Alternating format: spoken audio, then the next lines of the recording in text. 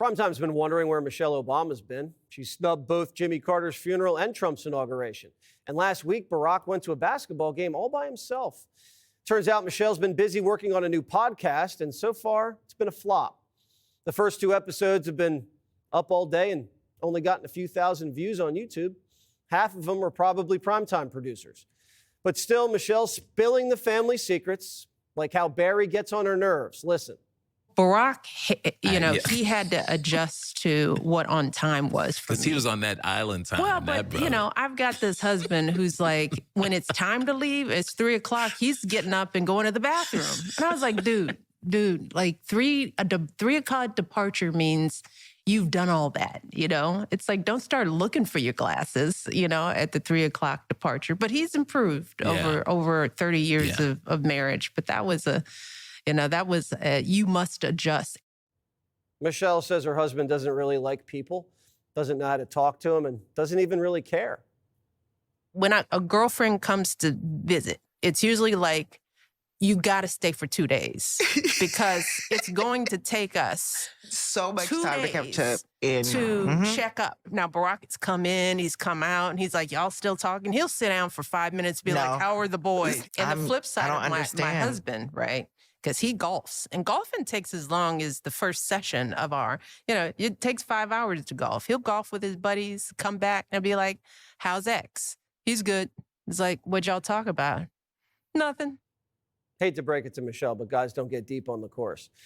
Normally, when someone rags on their spouse, there's usually a little love. Like, Jimmy, he never listens, but he looks cute in his suit. But that wasn't cute. Did she drop this podcast to distance herself from Barack so she could run for president? Every politician starts a podcast right before they launch their next campaign. Looking at you, Gavin. And it turns out Michelle wasn't the only one who had problems with Barack when he was in office. Michelle says the kids were embarrassed too. Every year we'd have the turkey pardoning. And that was the one thing that the girls would do at Barack, was to go stand next to him when he pardoned this turkey. Yes. And it was cute when they were little, but as they got older, you could see on their faces in the shots of them thinking, I would just poke my eyes out. Just right now, just get me out of here. I'm standing with my father telling these stupid jokes, next to a turkey. So by the time we got to the last turkey pardoning, they were done. They were just like, I'm out. I'm not going.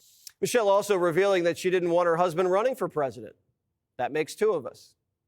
Being married to the president of the United States thing. Yeah. that none of us kind of banked on. I mean, we knew Barack was smart and, ambitious, but, I think, but you talked me into supporting his run. I did. Because I was definitely like, nope, no way, this is crazy. We've done enough crazy stuff. That's right. That's right. Barack came to me and he's like, I can't convince your sister to go along with this. And I'm like, whoa, go along with what? And it's like, I think I'm going to run for president. And I was like, what? I convinced you to not penalize him for being really good at what he does. Host of Fox Noticias and co-host of Fox and Friends Weekend, Rachel Campos-Duffy. Rachel, you think Barack's happy about this podcast? Well, first of all, Jesse, there's just no better proof that there's been a massive realignment. How boring was all of this? This would have been such interesting stories about like 15 years ago. I'm like, I don't care about the girls and the turkey thing from 20 years ago. I don't care about any of these stories. I didn't even find them funny. Yeah, she's negative.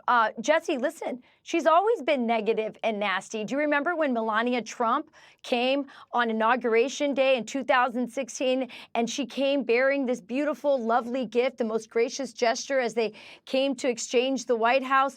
And Michelle used that moment to mock her and say, well, she complained that, she didn't know where to put the box and how awkward it was for Melania to bring that over.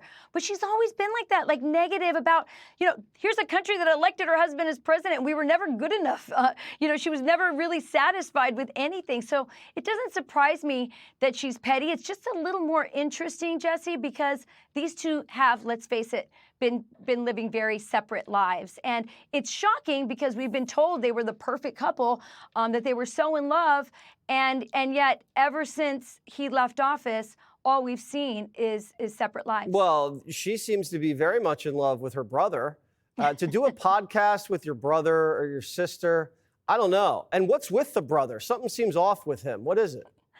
I don't know. But listen, liberals have been wanting to break into this podcast platform medium for a long time. Conservatives have been so successful at it. It's basically what, helped Donald Trump right into the White House, showing, just who he is. And liberals can't seem to break into it. Are you saying that Michelle's doing this to maybe break into the podcast thing to launch a political career? I'm not sure with her. With Gavin, I'm absolutely certain that that's what he's doing. She may just be trying to carve out a separate identity. I think the divorce rumors may be true. But with Gavin Newsom, it's very fascinating, Jesse. He is definitely, this is his way of trying to cover up all his radical liberal sins. And frankly, if it was me deciding, I would tell all these Republicans and all these conservatives that are going on his show, don't normalize him. He's not normal. Remember when they said, don't normalize Donald Trump, and they never let him on all these wonderful shows? Well, guess what? Don't normalize Gavin Newsom and his radical, terrible policies, because he's just using Republicans to get himself into the White House, which will be terrible for this country. All right. And Rachel's got an interview with Marco Rubio. I do. I have an exclusive interview en español, Jesse. Oh. Tomorrow at 4 p.m., Marco Rubio and I sit down. We talk about everything from the border to what's going on in Panama, and the fact that Donald Trump is really trying to change things in the Western Hemisphere and show everybody that there's a new sheriff in town. So All right. we'll We'll tell the that. secretary I said hello, and you're not doing a would be podcast. hola. You're not doing with a podcast with Sean, are you? You guys. We did have a podcast Oh, together. all right. We love each other. All right. You'd never say anything bad about him, I'm sure. Rachel, Nah, and tell your husband I said hi to. I sure will. All right. Bye. Adios, Jesse. Adios.